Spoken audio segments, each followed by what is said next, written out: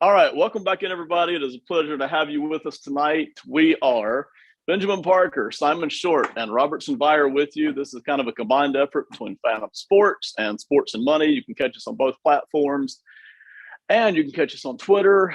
We are all over the place with all kinds of content, both written and visual and audio. We are on podcast. We are on YouTube. You name it. we have content all over the place. So Simon's up. First of all, Simon, how are you tonight, man? Good, Ben. Good. Thanks for having us. Thanks for doing this again. We're excited to be here. Yes, sir. For those of you who don't already know, Simon is a major Steelers fan. He does not hide that. He will not hide that. He will die that way. And, we have a terrible talent in the background to authenticate that.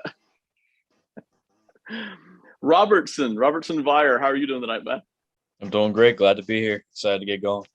Yes, sir. All right. And for those of you who don't know, Robertson writes for Phantom Sports, as does Simon.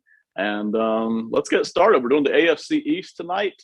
Quick recap. Last year, the Bills had a very powerful team, finished 11-6, did very well in the playoffs, but certainly not as well as they wanted to.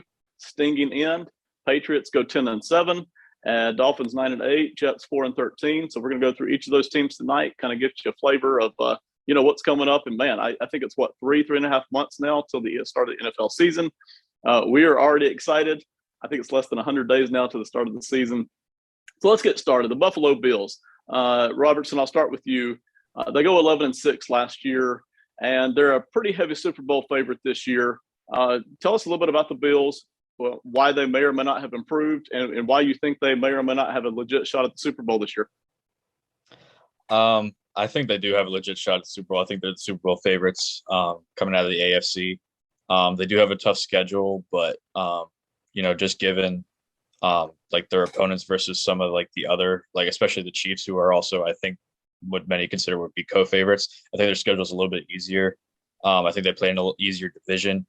And also they had a pretty strong offseason. They had a strong draft. They made some very good acquisitions in free agency. They signed Tim Settle and Daquan Jones, who are going to be some good depth along the offensive line, bolstering that number one ranked defense from last year. They also signed Von Miller. That's kind of a huge deal, even though he's past his prime at this point in his career. It's still going to be a pretty big signing. So they also added OJ Howard, another weapon for Josh Allen. And they also drafted James Cook, who I really loved coming out of Georgia. I think it was Georgia, yeah. Coming out of Georgia. I think he's going to really help the running game. I think he's going to be he's going to take over the lead. He's going to be the lead dog pretty quickly, I think, just because they go by running back by committee in Buffalo, sort of. And I think he's a do-it-all type back. He can be. So I would be excited for him as a Bills fan. So, they retooled a little bit in certain areas that they needed to retool. And they were already 2 games away from the Super Bowl last year. So I think they're the favorites. That's the way I see it. We have a fantastic Bills roster here who I think for the most part only improved. And again, there were a few pieces that left as well, but nothing major. To me, this is a roster that only improved. Robertson, I do want to ask you, though, sometimes you go into a season feeling like a certain team has momentum. They have a belief that maybe a lot of other NFL teams don't have. I think if any team has that this year, it's Buffalo. But how much stock do you put into that versus, say, the Chiefs, who they're kind of starting to hit the cap waters now? They're starting to catch on some burden of the heavier, higher end contracts versus the Buffaloes, who are still kind of light on that. And maybe they just feel like it's our turn this year. How much stock do you put into that for the Bills heading into this season? You have to put some thought into it. You have to be confident, if you're the Bills and your ability to get to the Super Bowl this year. I mean, it seems a little far-fetched, going back a few years ago, even to say the Bills could be in the Super Bowl. It's kind of crazy, especially since Josh Allen struggled in his first couple of years. But they've built a very strong team around Josh Allen. They have a great coaching staff. Sean McDermott does very well. You have to believe in that, but you also have to be cautiously optimistic, even though they have what seems to be all the potential in the world. Just because they have a first place tough schedule, and it is tough. You just can't take anything for granted. Injuries could start piling up.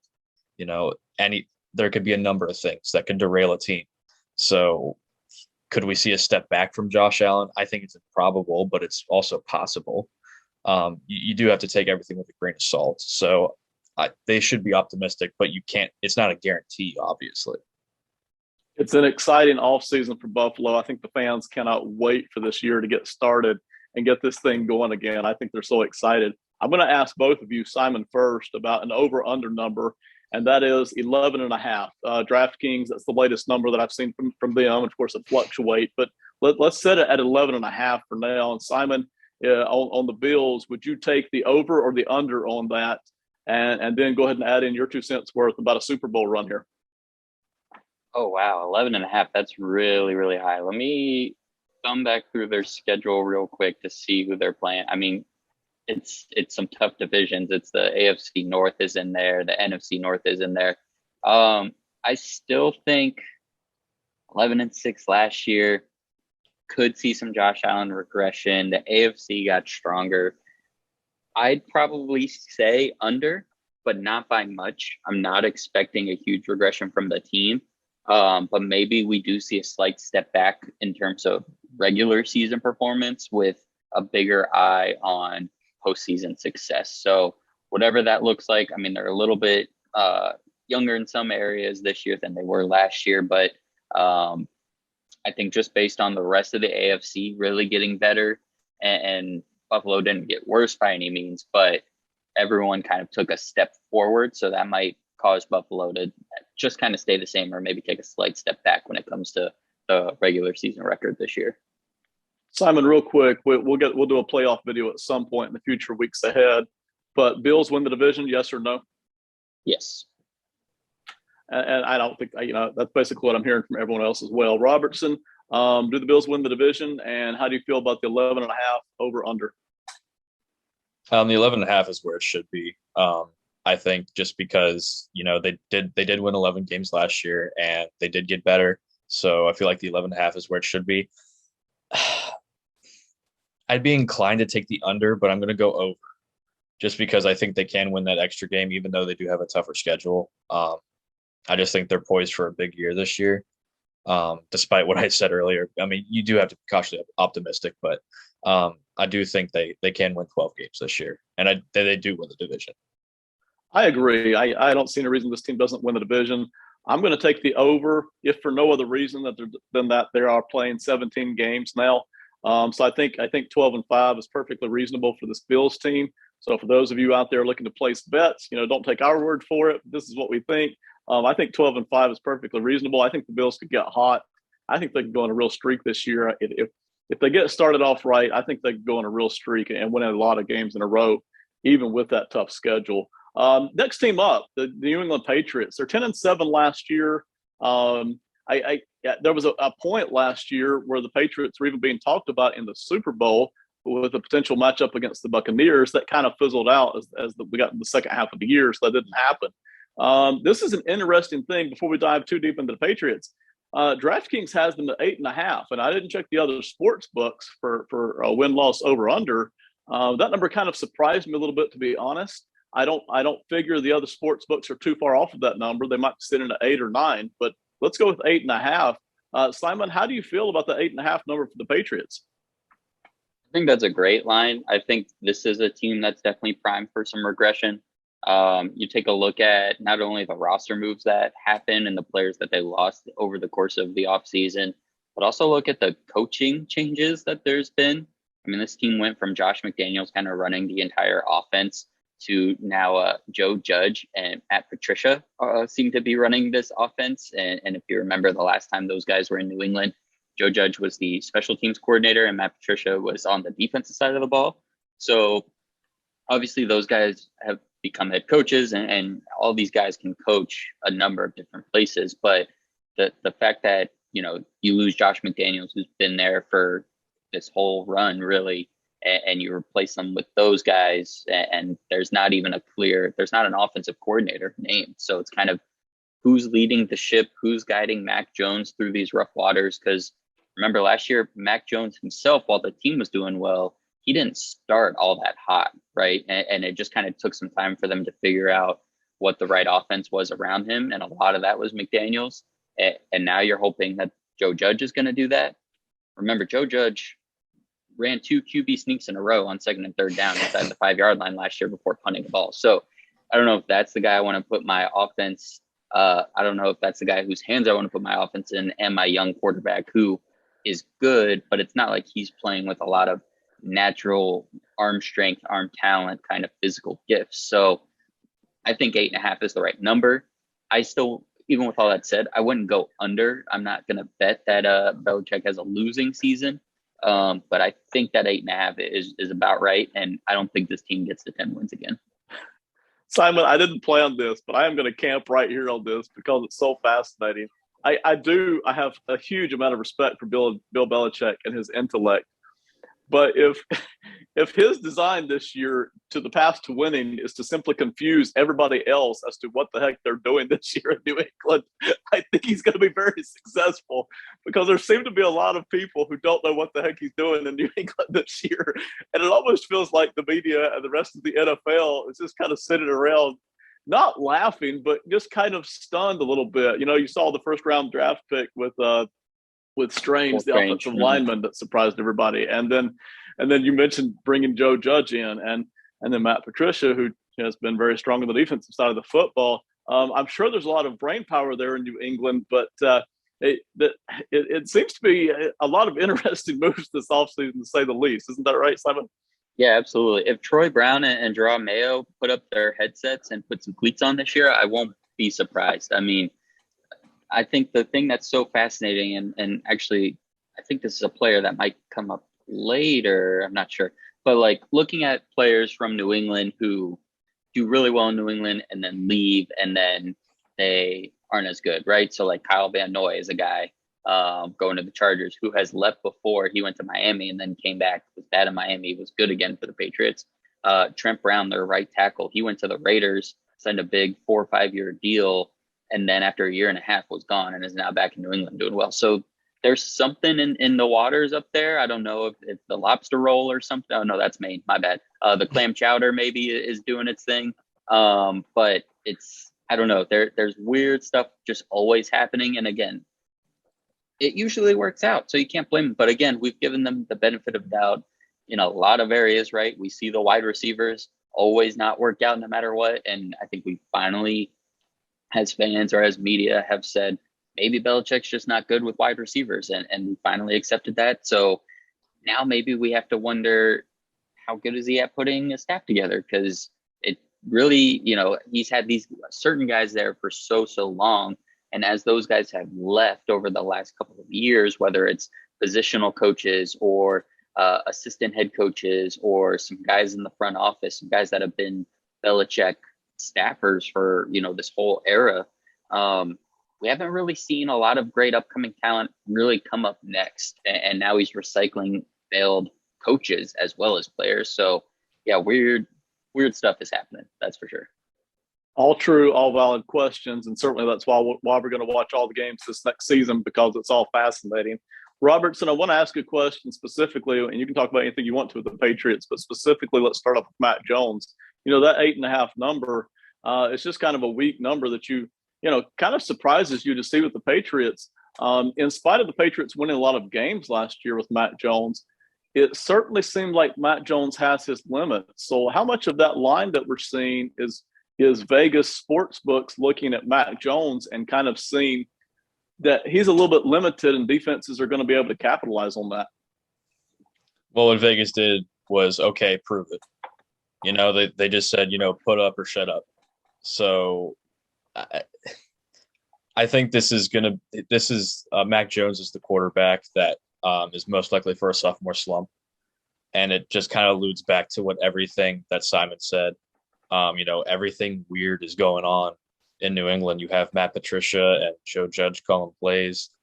The players are literally coming out saying, we don't know what's going on here. Like, when they're voicing concerns in May in OTAs, that's a problem. Right. I know it's Bill Belichick, but that's a problem.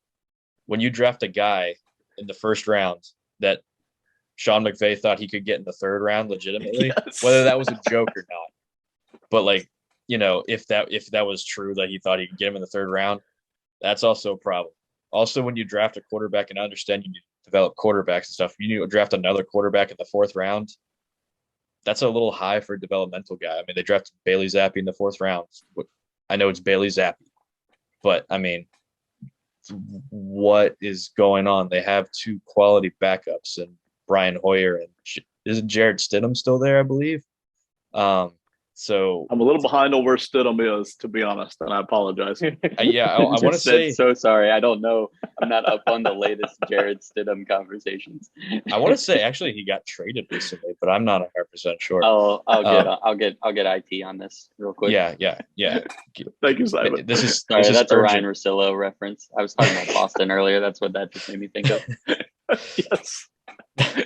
No, but 8.5 is, I think it's a proper line. I think they got it right on that one. I would actually take the under, just because I feel like Pats fans are going to get some Bill Belichick, fatigue, just because he's tried so many weird things that haven't necessarily worked out in the past, and now this is really weird. And I have a question for you two. If, just say the Patriots do go 8-9, is Belichick on the hot seat or being forced out the door to retire? Maybe. I mean, it's an interesting question. For me personally, no. I only because I don't think there's a long list of NFL head coaching candidates that everybody's clamoring to get. That would really be the only reason. Not to mention all the Super Bowls that he's won. So for me, no. For me, it would take something catastrophic for them to push him out the door. Simon, what do you think? Yeah, no, because this is the game is all about kind of setting the standard, right? And it's a copycat league, so you don't want to be the team that has to constantly always copycat somebody. So if you have the standard as the head coach in Bill Belichick, you don't give that guy up, because what's going to happen is all you're going to do is piss him off. He's going to go to some crap team. He's going to go to the Carolina Panthers next year. He's going to go to the Miami Dolphins. Not Miami Dolphins. They just got a guy. But you know what I'm saying? He's going to pull a Tom Brady. He's going to leave New England. He's going to win a Super Bowl. And then the craps would be looking around, holding their you-know-whats and saying, whoops, what did we just do? And, you don't want to be the organization that fired Bill Belichick in Boston. That would not be good. Yes, Jared Stidham, traded by the Patriots for a 2023 7th-round pick to the Raiders. So good call on that, Robinson. Watch out, Derek Carr. Yeah. I had one last thing about how weird they were being, but let's see if I can even think of it again. No, probably not. I think we covered all the weird stuff. Just weird. It's gone. It can come back later. That's all right, Simon. We appreciate the effort. It'll be just as weird later on. I'm sure it'll make just as much sense. So it's fine. No big deal. Let's talk about the Dolphins, who I think are just as equally fascinating. 9-8 last year, but the guy who did a lot of that work is gone, and Brian Flores. Apparently for no other reason than that he just couldn't get along with the owner and the general manager. So a bit of a power struggle there. And I don't think Flores likes to play corporate games. Sometimes he's not very nice in the sandbox with other people. And he's gone. So in spite of the fact that I thought he did more with the roster than a lot of coaches would have done, he's out. The Dolphins have added a lot of pieces this year. Will that pay off down the road? We'll see. But for this year, the DraftKings has them sitting at 9 wins again this year, even though Flores is gone, because they added Tyreek Hill. They added a big tackle whose name is escaping me at the moment. They added a couple of other pieces. Simon, let's start with you. Dolphins here, 9-8 last year, 9 wins over under. What do you think? I think it's hard to say. Did you say 9 or 9.5? They've got them at 9 the last I saw. Yeah. I mean, I guess same thing either way. That was a dumb question. It's hard to say. I mean, you can't say over. This is not a double-digit win team. Right. But I do like what they did this offseason. And you're right on the money with Flores. With the way this team was built over the last couple of years, I don't think many coaches were going to get more out of them than what he did. This team was a stayed at an average defense last year, which was really impressive considering they were a top defense in the league 2 years ago, but they had outstanding turnover numbers, right? They led the league in interceptions 2 years ago. They regressed to the mean a little bit, and they stayed an average defense despite not having all the top talent when it came to defense. Now you have to think that's probably gone, right? That was all him. So now if that defense takes a step back and let's say optimistically they're still top 20, what I really like is they went super modern with their offseason and they really just loaded up on this offense. They added two players to the offensive line, Teron Armstead and Connor Williams. They obviously add Tyreek Hill, add running backs Chase Edmonds and Raheem Mostert. And then even in the draft with only a couple picks, I like the linebacker Channing Tindall that they got. The other picks, TBD. I don't love getting a receiver. I felt like they could have done something else on defense, but I liked everything they did. I think they have a clear focus on, and this is what I like from teams. We have a young quarterback and one that is admittedly struggling. So we're going to try to do everything we can to help him improve him, either the guy or not the guy, but do it quickly by putting the right team around him.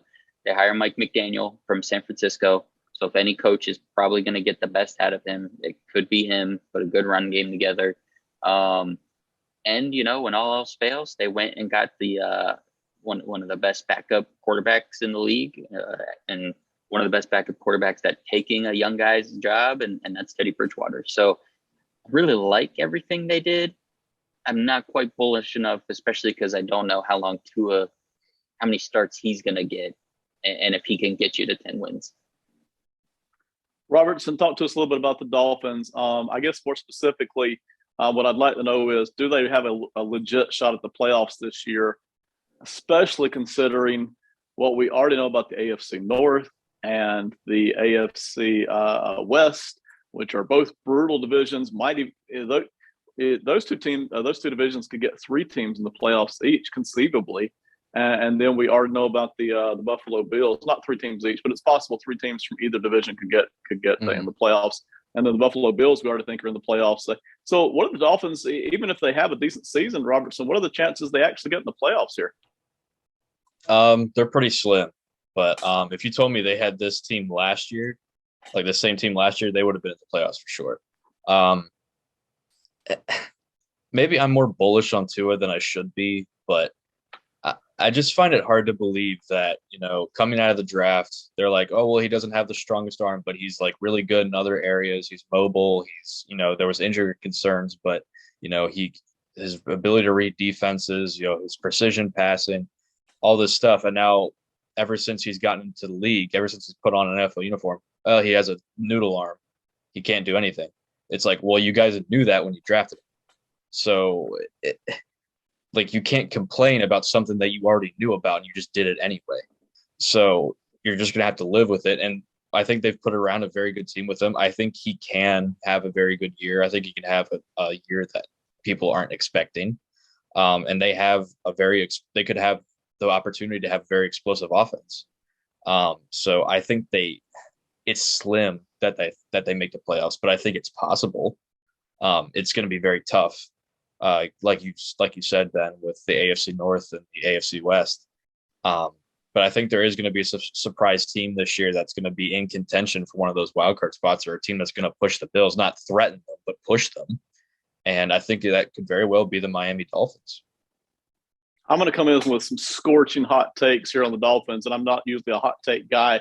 And you guys can either give me a reaction or no reaction. That's fine. For me personally, I think they let go of the wrong guy when they let go of Brian Flores. I think they should have kept him. I think Chris Greer, the general manager, should have been the guy to let go. I think they drafted the wrong quarterback a couple of seasons ago when they drafted Tua instead of Herbert. I think these are mistakes. Now, to their credit, what you guys have already mentioned, they've tried at least to give Tua a chance this season by packing a whole bunch of offensive stuff around him. And that's something we're seeing other NFL teams not do with their young quarterbacks to their own failure, I think. But, we'll see what it is with the Dolphins this year. But, I don't see this ending well for the Dolphins in 2 seasons. I'll put it that way. Maybe they hang around 500 this year. Maybe they get in the playoffs. But I don't see this ending well for Miami. It just doesn't pass the test when I look at it. Any reaction? That wasn't very hot, Ben. So let me bring you a hot take because I think everything you said was really smart. So sorry, you're too smart to give a hot take. Let me dumb it up for you a little bit. Do we see Teddy Bridgewater start by week 6?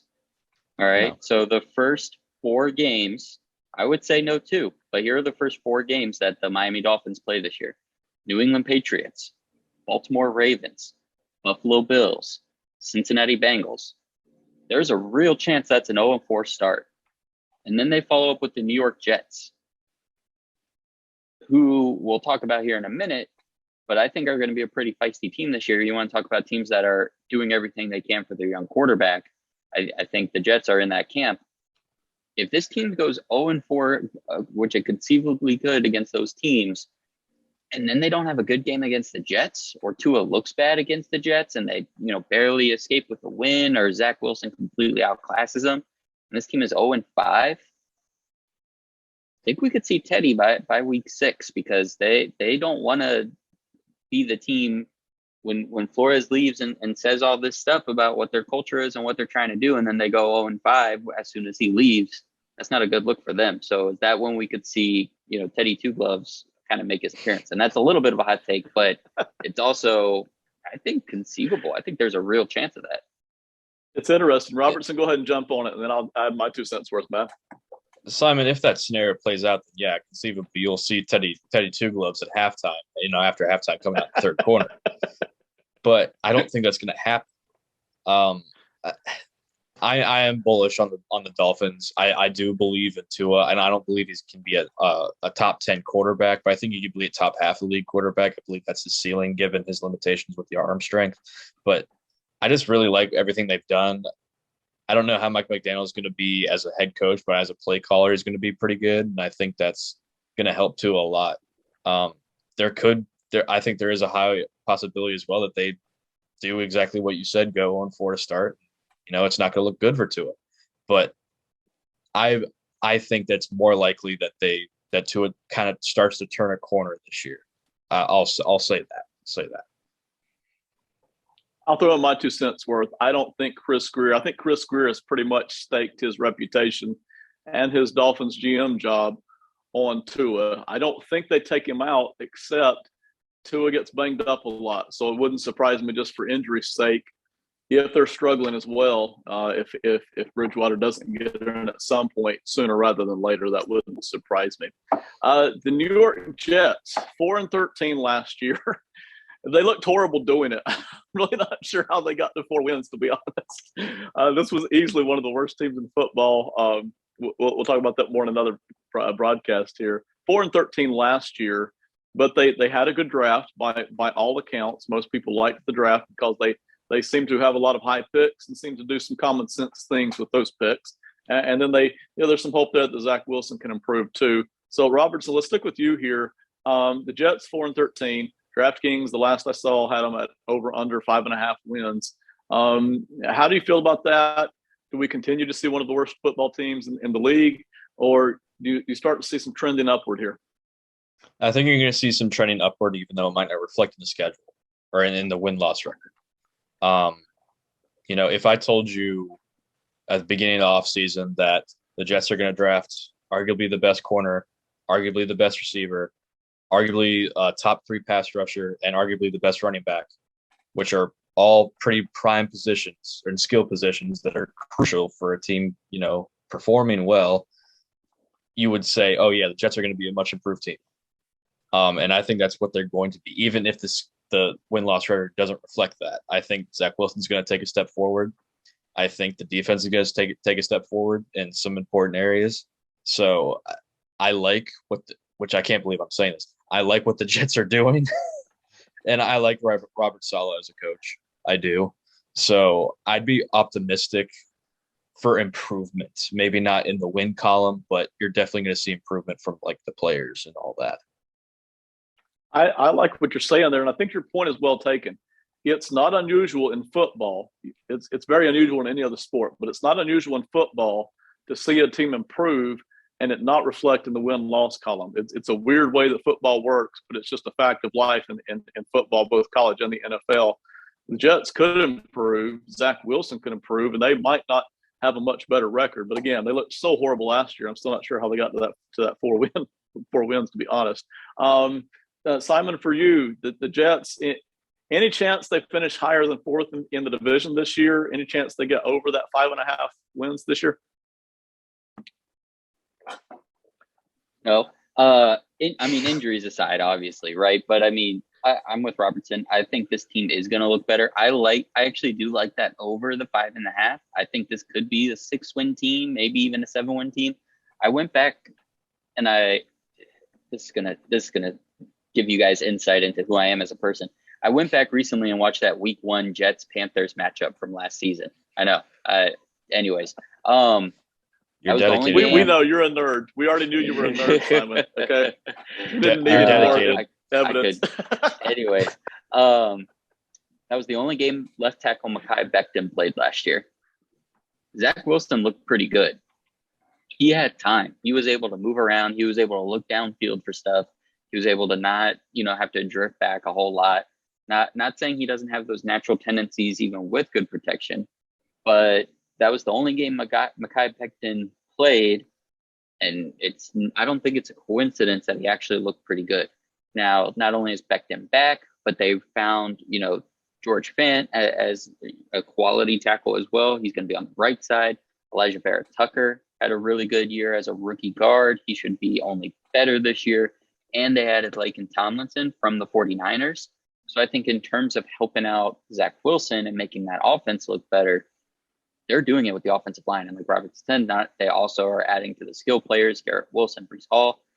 And then unlike Miami, they're also giving that same level of investment to the defense. So Sauce Gardner is there. They went and got DJ Reed from Seattle.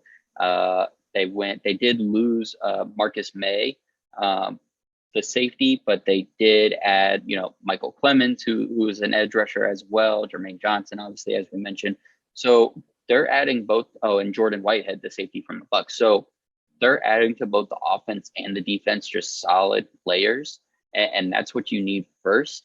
So I do think that 5.5, they can go over that for sure. It's still probably not going to be good enough to get them out of the basement of the AFC East, but it's a good building block. It's a good place to be here too for Zach Wilson. I agree with what you guys are saying. And this is going to sound a little crazy. If I'm a Jets fan, long term, not in this year, but long term, I feel happier, I think, than if I'm a Dolphins fan. I like what the front office is doing there in New York. They're not perfect. Nobody is. Not all of these picks are going to pan out, of course. But I like what they're doing. They seem to be doing a lot of just good, solid things. It doesn't seem to be weird or wacky or crazy or anything. They seem to be building and growing. And it may not show up this year, but I think in 23, 24, and 25, I think we're going to see the Jets move back on up toward that mid-level, fight for playoff spots. And I think it's just going to come down to the quarterback spot, how good they can be. But I think the days of seeing the Jets be pathetic, I think we're going to see a break from that for the next few seasons. So I like what the Jets are doing here. We've already heard from both of you guys on the Bills finishing first, and I agree. Give me the order after that. Robertson, who comes after that, and take us all through the rest of the three teams. I'm going to be boring here. It's not going to be any hot takes. It's going to be the same as last year. Bills, Pats, Dolphins, and then Jets. The Jets, like you said, now that you're talking more about the Dolphins, I'm kind of like pulling back a little bit. I still think they can have a very good year. But, we could see the Jets make a jump there. If what you guys are saying about the Dolphins is true, if that comes to fruition, then yeah, I think the Jets would leapfrog them. But I don't think it's likely. I think it's still going to be the same orders last year. Bills, Pats, Dolphins, Jets. I think that makes a ton of sense, especially what we're talking about with the Jets and Dolphins. I do think the Dolphins have a decent year. I just don't like them for future stuff. I don't, it may be a little bit of fool's gold this year if they look good. I don't really see that moving forward. Simon, what's your after the Bills? What's your next level of three teams? I said all that about Tua and the 0-4 start and Teddy Bridgewater. I think they're going to end up with a better record than the Patriots. I do think that there's definitely a world where that happens, and it's because of everything they did do in this offseason is brilliant, other than, letting Flores walk. And yeah, that defense is going to take a step back. But you add to the offensive line, you add skill players, you're in a good position to have a good quarterback play. Now, if it's Tua, because the whole thing with Tua is he was great at Alabama where he had an awesome situation, awesome offensive line, awesome skill guys. He hasn't had that these 2 years. So his skill level isn't great enough to overcompensate for that. Now, his talent around him might fit better with that level of play he's at. Or if by week 5 or 6, Teddy Bridgewater is playing, that's great talent for a guy like Teddy Bridgewater. So I think I'm going to say Miami actually ends up finishing second, with the Patriots finishing third, Bills winning the division, Jets coming in, rounding it out at 4. That makes a lot of sense to me. I think we're kind of united on the Jets at the bottom, Bills at the top, and there's some question between the Patriots and the Dolphins who's actually going to end up maybe taking that second spot and maybe having a quick glimpse at the playoffs possibly, because we all know the injuries are going to hit some of these teams at some point, so it might open the door for a Patriots team or a Dolphins team to slip in and catch the playoff spot. All right, I'll give you guys a chance to kind of tell people where they can find you. We may not do this every video, but we'll do it right now. Simon, go ahead and tell people where they can find you if they want more of your stuff. So you can start by following me at Simon_Short on Twitter. You can see all my written work on phantomsportsofficial.com. You can check out my YouTube videos here on Sports and Money Pro Football GM. And you can go and listen to my podcast, which is the Simon Short Podcast on Apple and Spotify. Robertson, tell everybody if they want some more of your content, where they can find you at. Well, I don't have as much as Simon, so but they can follow me on. Yeah, you're right. You just have a life, man. You have a life. That's all. Yes. I watch Panthers Jets week 1 in the middle of my summer. So yeah, okay. You got a point there. You got a point. You're dedicated to the craft. We'll say that. You're dedicated. That's the nice way to say it. Yeah. They can follow me on Twitter, RELVIAR99 on Twitter. Catch some of the videos we've been doing on Phantom Sports YouTube page, also on Sports and Money, or sorry. Sorry, Ben, help me out here. My names are way too long, man. I need new names. I'm just too darn lazy to come up with new names. It took me 10 episodes to remember also, so don't worry about it. Don't worry about it. Yeah, also you can catch my articles on phantomsportsofficial.com. All right, everybody, thank you so much for watching. We got tons of more content. We're about to do 2 more videos right now. So by all means, check us out on all these different platforms. We'll tell you more about that in the future. But this has been the AFC East. I'm going to step over here and turn the camera off. But y'all have a great night. Thank you so much, everybody. Goodbye.